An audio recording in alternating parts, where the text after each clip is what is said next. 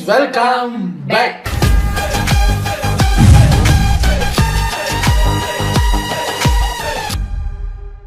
இன்னைக்கு நம்ம ராகேஷ் அஞ்சனி 2.0 சேனல்ல இருந்து குக் வித் கோமாளியோட போன எபிசோடோட ரிவ்யூ தான் வந்திருக்கு. அதை நம்ம பார்க்க போகிறோம். வாரம் வரும். இந்த வாரம் என்னன்னா குக் வித் கோமாளியை நாங்கள் பார்த்துட்டோமா பார்க்க போகிறோமா? ஆமாம், குக் வித் கோமாளி வந்து நாங்கள் ஒரு நாள் தள்ளி தான் பார்த்தோம். சண்டே எபிசோடா சாட்டர்டே எபிசோட ஏதோ ஒரு எபிசோடு வந்து அடுத்த நாள் தான் பார்த்தோம். ஏன்னா அன்னைக்கு நாங்கள் வீட்டில் இல்லை, தெரியாதா? அது போட்டோடனே அடுத்து மீம்ஸில் வந்துடும்ல. அது மாதிரி சும்மா இன்ஸ்டாகிராம நோட்டிக்கிட்டு இருக்கு. யாரோ ஒருத்தங்க குக் வித் கோமாளியோட ஹைஜீனை பாருங்க அப்படின்னு ஒரு வீடியோ. ஹைஜீனா என்ன அப்படின்னு பார்த்தா ஏதோ ஆரஞ்சு கலர்ல ஒரு பால் மாதிரி ஒன்று செஞ்சு வச்சிருக்காங்க சாப்பாடு. அந்த பிளேட்டிங் வீடியோ எடுப்பாங்கல்ல அப்படி. அதை வந்து யாரு நம்ம அன்சிதா இருக்காங்கல்ல, பிக் பாஸ் அன்சிதா, அவங்க சீஃப் கெஸ்டா வந்த டைமு அவங்க தான் நன்னா இருக்கு அப்படின்னு அதை சாப்பிட்றாங்க. அந்த வாய்ஸ் பேக்ரவுண்ட்ல போகுது. பார்த்தா அந்த ஆரஞ்சு கலர்லயே ஒரு பூச்சிங்க. அது என்ன பூச்சின்னு தெரியல. இவங்க கிட்ட கேட்டா கரப்பா பூச்சிங்கிறாங்க.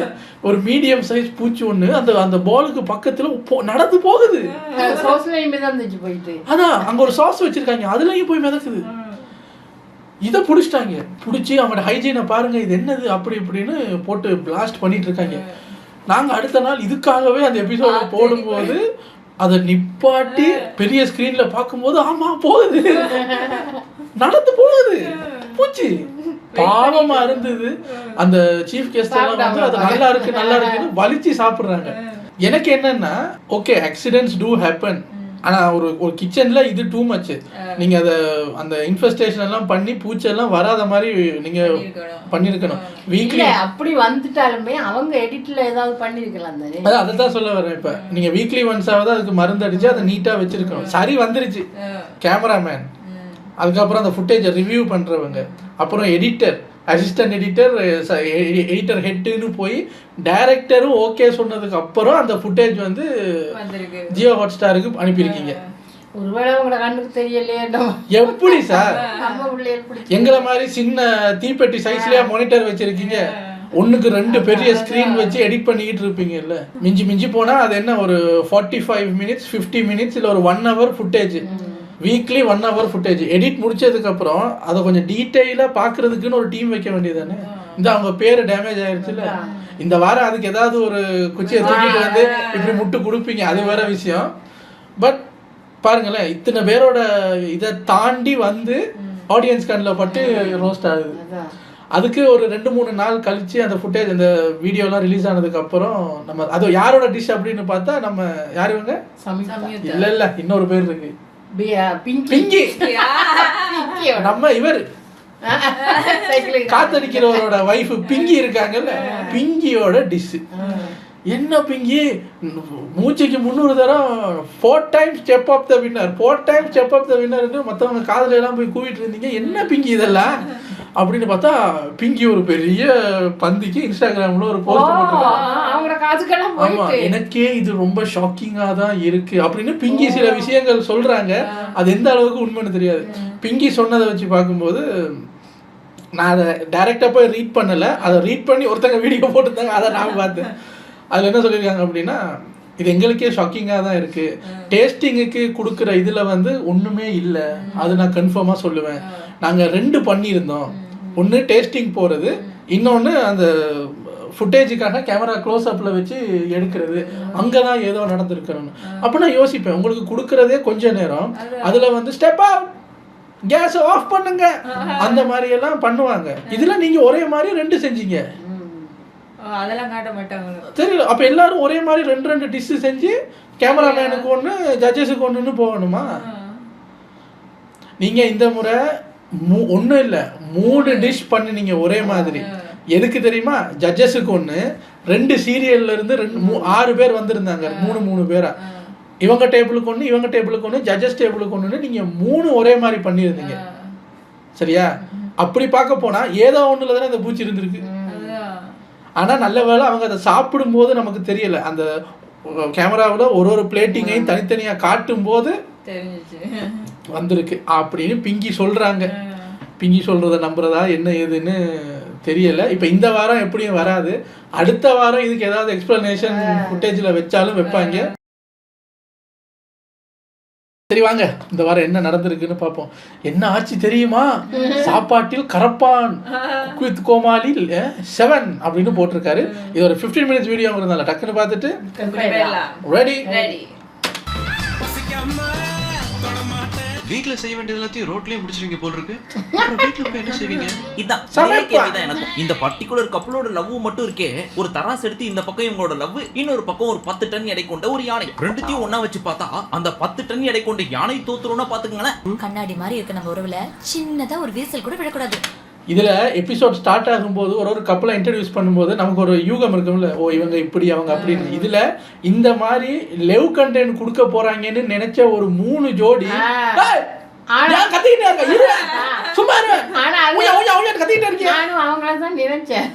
நாங்க கெஸ் பண்ண 3 பேரும் அடிச்சுக்கிறாங்க சார்.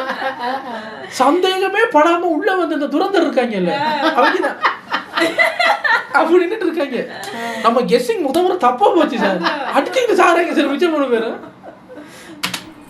சின்னதா அவங்க இவர் அணின்னு செல்லமா கூப்பிடுறதும், அவரும் பதிலுக்கு பால்கனி மேல உட்காந்துக்கிட்டு பிங்கி பிங்கி அப்படின்னு கொஞ்சம் கூப்பிடுற இவங்களோட லவ் முன்னாடிலாம் யானை இல்ல டைனோசரே தோத்துரும் இல்ல நீ.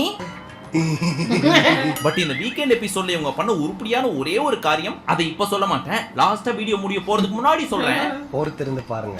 சரி, இப்ப மன்மதன் படம் நீங்க எல்லாருமே பாத்துருப்பீங்க இல்லையா? அந்த படம் ஒரு வேளை பார்ட் 2 அப்படின்ற பேர்ல இன்னொரு 30 வருஷத்துக்கு அப்புறம் வந்துச்சு அப்படின்னா நம்ம மன்மதன் எந்த மாதிரி இருப்பாரு, என்னென்ன பண்ணுவாரு அப்படின்றதுக்கு ஒரு சின்ன சாம்பிள் மட்டும் பாக்குறீங்களா? ஒரு தாத்தா லவ் பண்றது எவ்வளவு கஷ்டம். மண்டையில வெள்ள முடியோட, மூஞ்சில சுருக்கத்தோட. அதாவது ஷோ ஸ்டார்ட் ஆகி கிட்டத்தட்ட ஒரு 20 மினிட்ஸ் ஆயிடுச்சுங்க. சரி, நானும் ஏதாவது காமெடி வரும் சிரிக்கலாம் வாய் விட்டு அப்படின்னு பார்த்துட்டு இருக்கேன். வளன்னு இந்த மாக்காப்பா மட்டும் பேசுறேன்னு பேசினே இருக்காரு. அதுலயும் ராமரை போட்டு கலாய்க்கிறேன்ற பேர்ல போடுறோம். ஓகே, இந்த வாரம் கொஞ்சம் ரிலாக்ஸா இருந்தது என்னன்னா, இத்தனை வாரம் கழிச்சு ஜோயாவை வந்து நீ வீட்டுக்கு போமான்னு அனுப்பியிருக்காங்க. மாக்கா அப்பா ஒண்டியாலா இது பண்றாரு. இவர் 20 நிமிஷமா காத்திருக்காரு காமெடி வரலன்னு. நான் 1.5 மணி நேரமா காத்திருக்கேன், காமெடி வரல, ஷோ முடிஞ்சு போச்சு. வர ராமர் வந்து இந்த ஷோவுக்கு வர்றதுக்கே இரிட்டேட் ஆகுது, எரிஞ்சு விழுறாரு எல்லாருமே. யோ போயாத பக்கம் அப்படிங்கிறது, சீக்கிரம் போங்கப்பா ரொம்ப நேரம் பர்ஃபார்ம் பண்ணிக்கிட்டு அப்படிங்கிறது. நான் முன்னாடி போக மாட்டேன், லாஸ்டாகவும் வர மாட்டேன், ஏன்னா நடுவில் செலக்ட் பண்ணுங்க அடம் பிடிக்கிறதுன்னு அலப்பறம் பண்றாங்க. இதெல்லாம் பாக்குறப்போ சரி, அதெல்லாம் பத்தி பின்னாடி பேசுவோம். சோ இந்த ஃபர்ஸ்ட் 20 மினிட்ஸ் போரா போயிட்டு இருக்குது அப்படின்னு சொல்லி பார்த்துட்டு இருக்கிறப்போ நம்ம மன்மதன் ஒரு வார்த்தை சொன்னாரு பாருங்க, சரியான கடுப்பாச்சு அதை கேட்கிறப்போ. பட் அதுக்கு நம்ம ராமர் நம்ம மைண்ட் வாய்ஸ் கேட்ச் பண்ணி போட்டாரு பாருங்க ஒரு கவுண்டர். அதாவது இந்த ஷோ சூப்பரா போயிட்டு இருக்கு. எங்க யார் சொன்னது? எனக்கு எதிரிங்க வெளியே இல்லையா, கூடவே இருக்கீங்க. பின்னாங்க நம்ம சிரிக்கிற மாதிரி காமெடி பண்ண சொன்னா இவங்களே காமெடி பண்ணி இவங்களே சிரிச்சுக்கிறாங்க. இதுல நம்ம மன்மதன் வேற ஷோ நல்லா போயிட்டு இருக்கான். அதாவது இந்த ஷோ சூப்பரா போயிட்டு இருக்கு. யாடா பச்சை போய் பேசுற, ஓபனா பேசுற. சோ இப்படியே போயிட்டு இருக்கிறப்போ இந்த யங் ரொமான்டிக் கப்பலுக்கு வந்த கோமாளி சுனிதா அந்தமா வந்த உடனே போட்டுச்சு பாருங்க போடு. ஃபாஸ்ட் ஃபார்வர்ட் கூட பண்ண முடியல ஹாட் ஸ்டார்ல, அந்த அளவுக்கு போடுது மொக்கைய. மூளைலாம் உப்பு ஜாஸ்தி தெரியுது, கண்டிப்பா இது ராஜியோட தான். இதுல இவங்க என்ன பண்ணாங்கன்னா, எல்லாரும் சந்தானத்தோட கெட்டப்ல தான் வந்திருக்காங்க. ராமரையும் புகழையும் நிக்க வச்சு, எங்க ராமர் நீங்க சந்தானம் மாதிரி ஏதாவது பண்ணுங்க பாப்போன்னு அவர் ஒரு அளவுக்கு மேட்ச் பண்ணி ஏதோ பேசுறாரு. ஐயா புகழ் நீ பேசு, அவரும் பேசிட்டாரு. இப்ப பாருங்க நான் சந்தானம் மாதிரி பண்றேன்னா நான் வெயிட் பண்றேன், என்ன பண்ண போறேன்னு பார்த்தா இந்த சொல்றதுக்கு ட்ரெஸ் மட்டும் வந்தீங்க. இது சந்தானத்தோட வாய்ஸ் போயிரு இந்த பக்கம். உண்மையிலே இந்த அம்மாக்கு வாய்ஸ் இப்படிதான் இருக்குமா, இல்ல பேசுறப்ப மட்டும் தம் கட்டிட்டு மூக்க புடிச்சிட்டு பேசுதான்னு தெரியல. ஒண்ணும் இல்ல, நீங்களே பேசுறப்ப மூக்குல இப்படி கையை வச்சுக்கிட்டு இந்த மாதிரி பேசி பாருங்க. பிக் பாஸ்ல எல்லாம் பாத்தீங்களா நார்மலா தான் பேசுவாங்க. சம்சிட்டு இருந்துச்சு. அப்போ மூக்க சொரிஞ்ச மாதிரி பேச தமிழ வாய்ஸ் வருமா? அடுத்து எப்பவும் போல நம்ம டோலி வந்து ஒரே ஒரு ஸ்டெப் அதை வச்சுட்டு சனிக்கிழமை எபிசோட் டோலி வந்துச்சு. ரொம்ப நேரமா நானும் இது எந்த சந்தானத்தோட கெட்டப்னு வெயிட் பண்ணிட்டே இருந்தேன். ஜெயில இருக்கிறாங்க. அதான் கடைசியில பார்த்தா காட்டுப்பூச்சி, ஃபேமஸான காட்டுப்பூச்சின்னாங்க சிறுத்தை படம். எனக்கு ரொம்ப நேரமா இது எலிபட வடிவேலுங்கிற மாதிரியே இருந்தது. நான் யோசிக்கிறேன் எல்லாரும் சந்தான கெட்டப் வந்திருக்காங்க, அதுல ஒரு குரூப்ல டூப் இவர் மட்டும் இது எலி படத்துல ஒரு ஜெயில் சீக்வன்ஸ்ல இப்படி ஒரு மாதிரி விக்கு வச்சுக்கிட்டு வடிவேல் வருவார்ல, எலிபட வடிவேலுக்கு இங்க என்ன வேலைன்னு யோசிச்சா அது காட்டுப்பூச்சியா. எபிசோட் 2 நாள் எப்பப்பெல்லாம் இதை காமிக்கிறாங்களோ ரிப்பீட் மோட்ல போட்டு போட்டு போட்டு அந்த ஸ்டெப்புக்கான பாட்டு என்ன பாட்டுன்னு தெரியாதவங்களுக்கு கூட அந்த பாட்டு மனப்பாடம் ஆகிற அளவுக்கு ஒரே ஸ்டெப் ரிப்பீட் மோட்ல போட்டுட்டு இருக்குதுங்க. அதுல அந்த டோலின்னு அவங்க பேரு வருதான். என்னடா இது சின்ன குழந்தை செட்டி மாட்டி விட்டாங்க அப்படின்னு இந்த ஒரே ஸ்டெப்புங்க குறைஞ்சது ஒரு 10-15 தடவை இந்த சனிக்கிழமை ஞாயிற்றுக்கிழமை எபிசோட்ல மட்டும் போட்டு போட்டு போட்டு என்ன இடவு பாட்டுறாது அப்படின்னு அந்த பாட்டு மேல கோவம் வர்ற அளவுக்கு இந்த ஸ்டெப்பை போட்டு அடி அடின்னு அடிச்சு வச்சிருக்குது. சரி என்னதான் இந்த பாட்டு அப்படின்னு சொல்லிட்டு யூடியூப்ல போய் ஓபன் பண்ணி பார்த்தா இப்ப ஜெயராம் ஊர்வசியெல்லாம் சேர்ந்து ஒரு படம் நடிச்சிருக்காங்க. அந்த படத்துல நம்ம சாண்டி மாஸ்டர் கோரியோகிராஃபி பண்ண ஒரு பாட்டு போல இருக்கு. சரி அந்த பாட்டுலயாவது இந்த ஸ்டெப் வருதா அப்படின்னு பார்த்தா ஸ்டார்ட் டு எண்ட் பார்த்துட்டு இந்த மாதிரி ஒரு ஸ்டெப்பே வரலைங்க. மறுபடியும் இந்த ஸ்டெப்பை திரும்ப போட்டு பார்த்தேன்.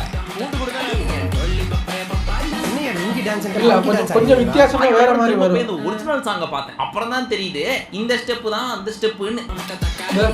இதான் பாத்தீங்க டான்ஸ் என்ற பேர்ல பெருகின வீட்டே மறுபடியும் பெருகிட்டு இருக்கீங்க. ஒரு பாயிண்ட் வரைக்கும் இந்த பீஸ் மட்டும் தான் தனியா ஆடிட்டு இருந்துச்சு. அதுக்கப்புறம் இந்த சுனிதாக்கு சொல்லி கொடுத்துட்டு அந்த அம்மாவும் சேர்ந்துச்சு இந்த ஸ்டெப்பை போடுறேன் அப்படின்னு சொல்லிட்டு ஏற்கனவே 10 தாண்டி போயிட்டு இருந்தது. இப்போ இதுங்க ரெண்டும் சேர்ந்துக்கிட்டு ஞாயிற்றுக்கிழமை எபிசோடு ஃபுல்லா இதே ஸ்டெப்புங்க. பாட்டு என்னத்தை மாத்தினாலும் ஒரே ஸ்டெப் தான் போடுவோம் அப்படின்னு காலில் ஆய மிதிச்ச மாதிரியே ஒரு ஸ்டெப் போட்டுட்டு இருக்குதுங்க. என்னது அடுத்ததாக நம்ம மாக்காப்பா இந்த ஷோல காமெடிக்கு பஞ்சங்கள் ஜாஸ்தியாக இருக்கு என்பதனால் நானே இறங்கி காமெடி பண்ண போறேன்னு சொல்லிட்டு ஒரு சிலதெல்லாம் பண்றாரு. அதுல டாப் நாச் ஆன ஒரு காமெடி நான் இப்போ உங்களுக்கு சொல்ல போறேன். அது என்ன தெரியுமா? நிறைய பேர் ராமர் வேணும்னு கேட்டுட்டு இருந்தாங்க. பட் ராமர் வராம வேற வேற கோமாளிஸ்லாம் வந்துட்டு இருந்தாங்களா. சோ அவர் வராததுக்கு என்ன காரணம் அப்படின்றத மாக்காப்பா எக்ஸ்பிளைன் பண்ணிட்டு இருந்தாரு. அது என்ன தெரியுமா? அவரு ஒரு கிளி வளர்த்தாராம். இலவகாத்த கிளின்னு ஒரு கிளியோட கதை தெரியுமா? தெரிஞ்சாலும் ரைமிங்கோட நல்ல டைமிங்கோட நான் ஒரு தடவை சொல்றேன் கேளுங்க. அந்த கிளி செத்து போச்சான். ஏன் அப்படின்னு கேட்டா அவர் டெய்லி அந்த கிளிக்கு 2 பழம் வாங்குவாராம். அந்த பழத்தை கடையில இருந்து வாங்கி உரிச்சு கிளிக்கு பழத்தை கொடுத்துட்டு தோலை இவர் சாப்பிட்டுருவாராம். அதனாலதான் அந்த கிளி செத்து போச்சான். அதனாலதான் இவர் வர லேட் ஆயிடுச்சான். பட் உண்மை என்னன்னா அந்த கிளி இவர் கொடுத்த பழத்தை சாப்பிட்டதுனால சாவல. மாக்காப்பா ஷோவை சனிக்கிழமை ஞாயிற்றுக்கிழமை பார்த்திருக்கோம் போல இருக்கு. அதனாலே சூசைட் பண்ணி செத்துருக்கும்னு நினைக்கிறேன். அந்த கிளிக்கு டெய்லி 2 பழம் வாங்குவாரு. பழத்தை அதுகிட்ட கொடுத்து தோலை அவர் சாப்பிடுவாரு. வளராரு சார் மூளை குழம்பிடுச்சு போல இருக்கு. டாப் நாச் என்ன பண்ணுவாராம்? அவர் வீட்டு பக்கத்துல இருக்கிற ஆயா வாயில போறப்பவே 2 கொட்டைப்பாக்க எடுத்து போட்டு விட்டு போயிருவார். ரிட்டர்ன் வர்றப்ப அந்த ஆயா கடிச்சு வச்சிருக்குமா. அந்த ஆயா வாய் உள்ள கையை விட்டு அதை எடுத்து ஒரு வாயில போட்டு பாராம். கடிக்காது ஊற போடுமா. இந்த கருமத்தை நான் சொன்னதை விட அவரே அவர் வாயில சொல்றது நீங்க கொஞ்சம் கேளுங்க. அப்பதான் டாப் நாச்சா இருக்கும். கொனையில ஒரு ஆயா இருக்கும். அவங்க வாயில 2 கொட்டை போட்டு போயிடுவாரு. சாயந்தரம் வரும்போது ஊறி இருக்கும்ல அப்ப எடுத்து யூஸ்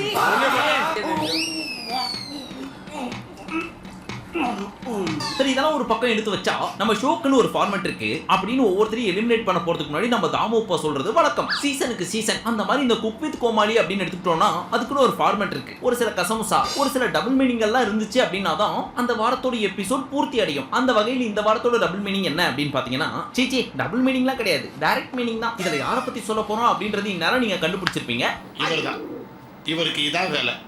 எஸ் அவங்களே தான். கெட்ட வார்த்தை டபுள் மீனிங்ல ஃபேமஸ் ஆனது யாரு அப்படின்னு பார்த்தா நம்ம சுனிதா. அதாவது இது ஒரு அட்வான்டேஜ் டாஸ்க். அதுல கோமாளியோட காதுக்குள்ள வெஜிடபிள்ஸோ ஃப்ரூட்ஸோ சொல்லிடுவாங்க. அதை அவங்க மைதா மாவை வச்சு அதே ஃப்ரூட் மாதிரி ரெடி பண்ணி ஆப்போசிட்ல இருக்க குக்கை வச்சு கண்டுபிடிக்க வைக்கணும். அதன்படி நம்ம சுனிதாக்கு வந்தது கார்லிக். கார்லிக்னா தமிழ்ல என்ன கண்டுபிடிச்சிட்டீங்களா? அது என்ன மாதிரியான கெட்ட வார்த்தையா இருக்கும் அப்படின்னு சொல்லி. இன்னும் அப்படி ஒரு பொண்ணு முன்னால எவ்வளவு அசிங்கமா பேசுறேன். என்ன விட அது அசிங்கமா பேசுங்க. இப்போ அந்த கிளிப்பை நீங்களே பாருங்க. என்ன சொல்ற? அவங்களே கட் பண்றாங்க. நீ ஒண்ணும் சொல்லணும் போ. அதுக்கப்புறம் நம்ம புகழ் எடுத்து கொடுப்பாரு. வேணாம் நீ இங்கிலீஷ்லேயே சொல்று அப்படின்னு சொல்லி. அதுக்கப்புறம் தான் இந்த அம்மா கார்லிக் அப்படின்னு சொல்லுவாங்க. ஆனா இந்த ஷோ ஓடுது அப்படின்னா அதுக்கு முக்கியமான காரணம் எடிட்டர்ஸ் மட்டும்தான். இந்த குக்கு கோமாளி ஹோஸ்ட் டைரக்டர் இவங்க எல்லாம் செகண்டரி தான். சப்பையா பண்ற காமெடியை கூட ஹைலைட் பண்ணி காமிக்கிறது எடிட்டர்ஸ் தான். அவங்களோட வேலை இவங்க பண்ணாத காமெடியை கூட பெருசா காமிக்கிறது மட்டும் இல்ல. இந்த குக்கு கோமாளி பேசுற ஒரு சில வார்த்தைகள்ல குறிப்பான ஒரு சில வார்த்தைகள்ல அப்படியே பீப் போட்டு தூக்கணும் இல்ல மியூட் போட்டு தூக்கணும். சோ வேர்ட் பை வேர்ட் கவனிக்கணும் அவங்க. அது எவ்வளவு கஷ்டம் தெரியுமா? இத போய் நம்ம எடிட்டர்ஸ்ட்ட இங்க பாருங்கப்பா அவங்க சின்ன தப்பு பண்ணா கூட அழகா அப்படியே பண்ணி ஏதோ பண்ணிடுறாங்கல்ல அந்த மாதிரி பண்ணனாலும் பரவாயில்ல. அண்ணன் ஏதாவது தப்பு பண்ணிட்டா சொல்லுங்கப்பா ரீ ரெக்கார்டு கூட பண்ணி தரேன் அப்படின்னு கேட்பேன். ஆனா நம்ம பசங்க ரொம்ப மரியாதை தெரிஞ்ச பசங்க. யோ நீ கொடுக்குற சம்பளத்துக்கு நீ பண்ற மிஸ்டேக் எல்லாம் கூட நாங்க பார்த்து சொல்லுமா நாங்க அப்படியே தான் போட்டு விடுவோம். உடனே ஒரு ஆளுன்னு மதிச்சு சப்ஸ்கிரைப் பண்ணி வச்சிருக்காங்களே அவங்க உன்னை கமெண்ட் செக்ஷன்ல கழுவி ஊத்துறதுக்காக தான் நாங்க கண்டுக்காம விட்டுட்டு இருக்கோம் அப்படின்னு மரியாதையா சொல்லுவானுங்க. அப்படிதானப்பா? கரெக்டா கண்டுபிட்டா. அதுக்கப்புறம் இந்த பூண்டு மேட்டர் இருக்கே, அதுல இந்த ஜட்ஜஸ் என்ன சொல்லிட்டாங்க, இந்த ஸ்ரேயா கரெக்டா கண்டுபிடிச்சிட்டாங்க. அது காரணம் ஆமாங்க. ஐயோ, மாதம் பட்டிய மேட்ச்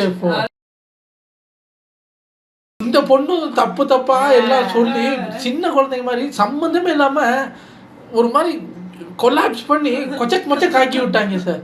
கடைசி வரைக்கும் தூங்கிட்டு இருந்த தாமுப்பா எந்திரிச்சு அடிக்க போயிட்டாங்க.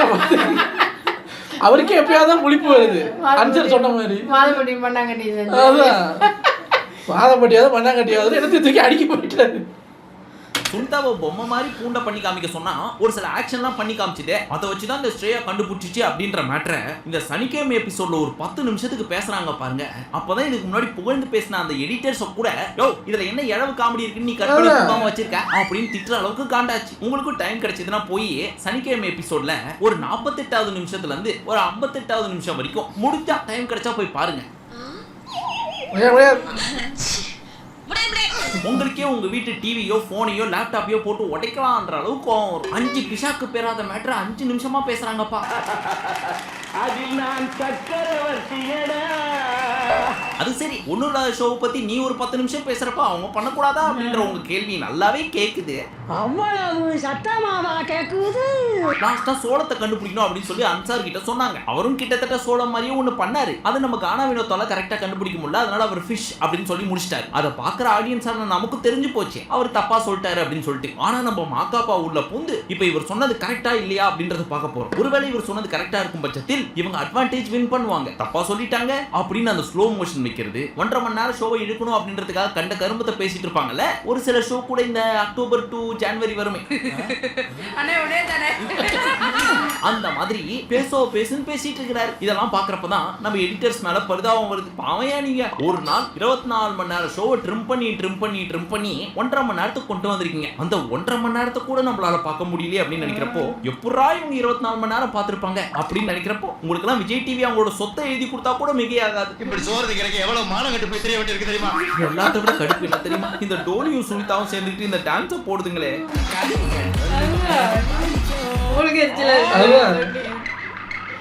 அப்படியே போயிருக்காங்க.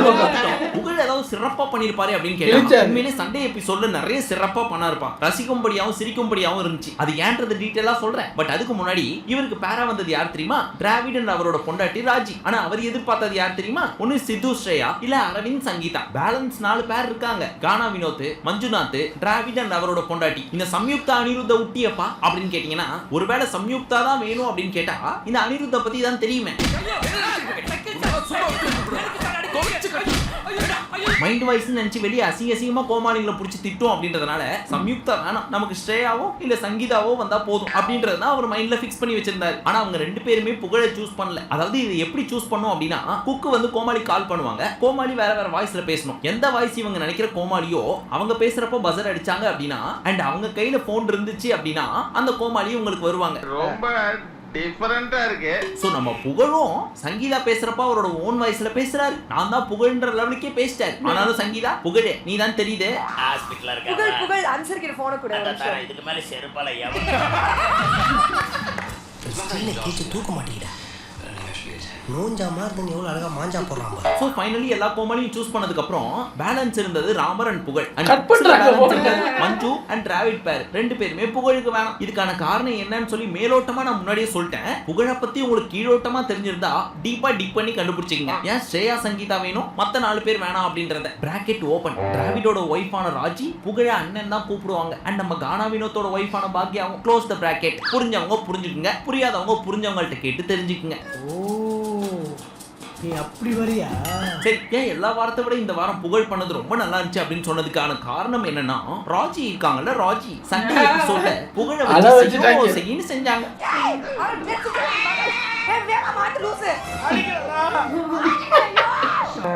இந்த வீங்க வீங்கிட்டு எத்தனை பேர் உங்களை அடிச்சாங்க?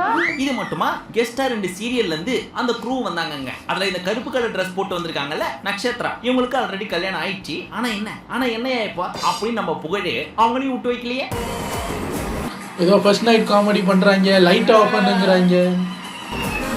நான் உனக்கு ஒரு பெரிய பொம்பளை பொம்மை வாங்கி தரேன், கட்டி புட்டுன்னு சுத்தி நேரம் எப்ப பார்த்தாலும் காஞ்சலவே இருக்கிறேன். கடவுள் மட்டும் என் முன்னாடி வந்து தம்பி உனக்கு ஒரு வரம் தரம்பா, என்ன வேணுமோ கேளு அப்படின்னு கேட்டாருன்னு வச்சுங்களேன், நான் என்ன தெரியுமா கேட்பேன், அடுத்த ஜென்மோன்னு ஒண்ணு இருந்தா என்ன புகழா மட்டும் படைக்கும் அப்படின்னு மட்டும் தான் கேட்பேன். அவ்வளவு வெறி மாப்பிளைக்கு. சரி வீடியோவே முடிய போது, ஏதோ முக்கியமான மேட்டர் சொல்றேன்னு சொன்னீங்க கடைசியில, அது என்ன அப்படின்னு கேக்குறீங்களா? சொல்றேன். நம்ம அனியன் சம்யுக்தா இருக்காங்க இல்லையா, அவங்க இந்த குக் வித் கோமாளியோட 7ல 4 times chef of the week வாங்கி இருக்காங்க. ஆனா யார் கண்ணு பட்டுச்சோ தெரியல, இந்த வாரம் வாங்கல.